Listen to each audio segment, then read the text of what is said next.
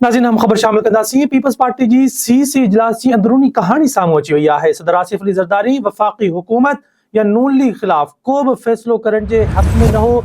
नून league जी वफ़ाक़ी हुकूमत बाबति CC जे अक्सर मेंबरनि ख़दशनि जो इज़हार कयो। नून लीग जी हुक्मरानी जी तर्ज़ ऐं पंजाब हुकूमत खां अक्सर मेंबर ख़ुशि न हुआ। सदर आसिफ अली ज़रदारी चयो त 1 महीने जो वक़्तु ॾियो, सभु मामला दुरुस्त थी वेंदा। महीने बाद वरी सीसी जो इजलास घुरायो वञे।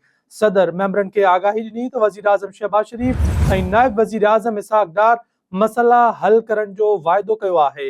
सदर आसिफ अली ज़रदारी जी दरख़्वास्त ते पीपल्स पार्टी जी सीसी मेंबरनि नून लीग जी वफ़ाक़ी हुकूमत खे 1 महीने जो वक़्तु ॾिनो। अहम ख़बर अवां सां शेयर कयूं पिया।